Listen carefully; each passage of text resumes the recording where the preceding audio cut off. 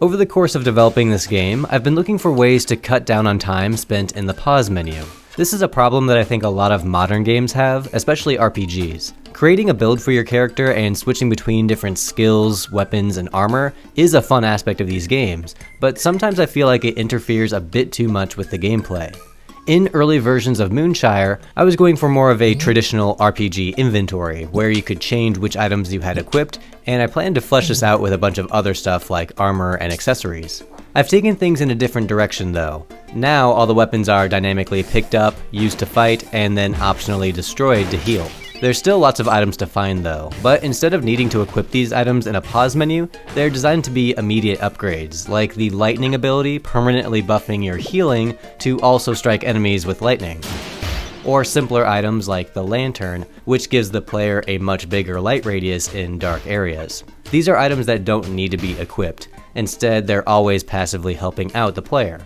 I have plans to tie some entirely new abilities to items like these, just to keep the gameplay fresh over the span of the whole experience. That all being said though, this means that currently, the game doesn't have any options for customizing your character's build.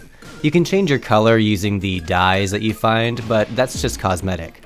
I'm more looking for some kind of equipment that varies from player to player, based on their playstyle. I'm looking at systems like the charms from Hollow Knight, where each charm grants a different benefit to the player, and you're only allowed to equip a few of them from your large collection.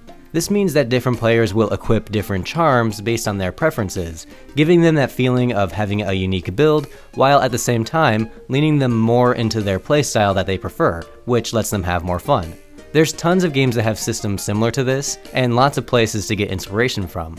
To set the foundation for this new system, I decided on the theme of gemstone jewelry, so there's items like the ring and the necklace.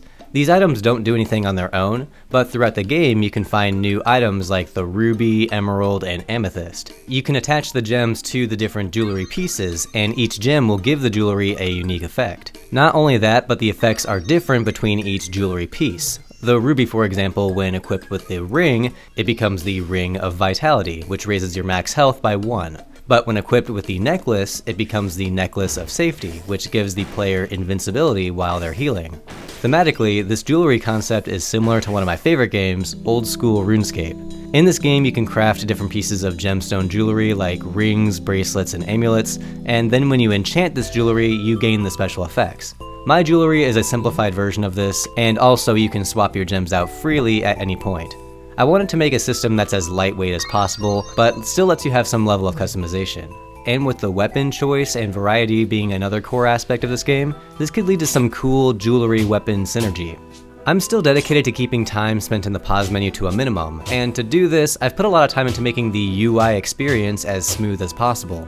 Having a clear layout and everything being functional is the first step to doing this. But also, this latest version, I made the choice to move the pause menu from the middle center over to the side. I did this because of how I handle scaling and resolution for the game. The ultimate goal was to make a game that works at any resolution and it scales naturally and perfectly, regardless of how weird the window proportions were.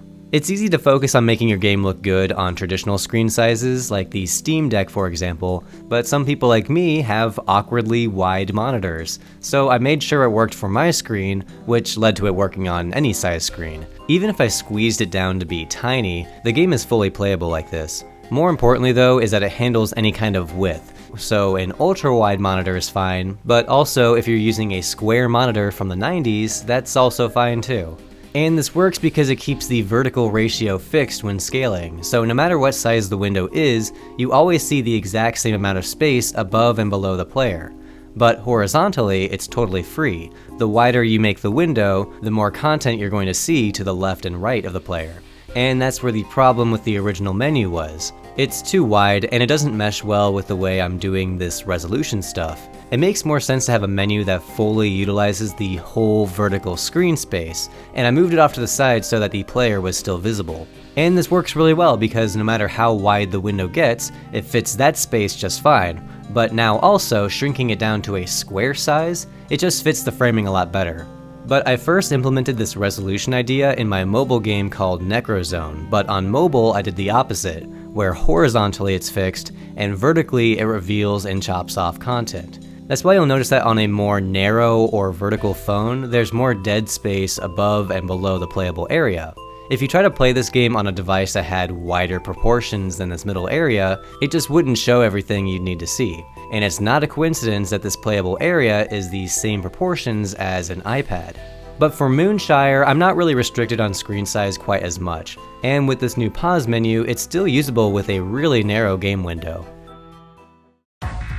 Besides the new jewelry stuff, I also added this new boss. The sprites were done by Ellie Sprites, and it matches the theme of the Hornet soldier enemies. A big focus of this fight is how the boss digs underground, out of sight, and grows these exploding flowers. I've mentioned in other videos that I'm trying to keep all of the enemies modular, meaning that any feature that I create for one enemy can easily be adapted to another. The behavior logic for all enemies comes from a relatively simple Lua file that gets interpreted by the enemy code. So creating new enemies is just adding a new section here, putting in the sprites, and adjusting the values. And even though this flower attack pattern is relatively complex, it's mostly just based on a series of tables that's defined in the Lua file. And this could easily be adapted to spawn different attack types at different places, and also utilized by any enemy. It took a lot longer to code it this way, but I'm going to be continuing to do this since it allows me to leverage older enemies when creating new ones, and also anyone will be able to use this once mod support is available. If any of this seems interesting, the free MOONSHIRE demo is on Steam, and adding it to your wishlist helps out a lot. Thank you so much for watching.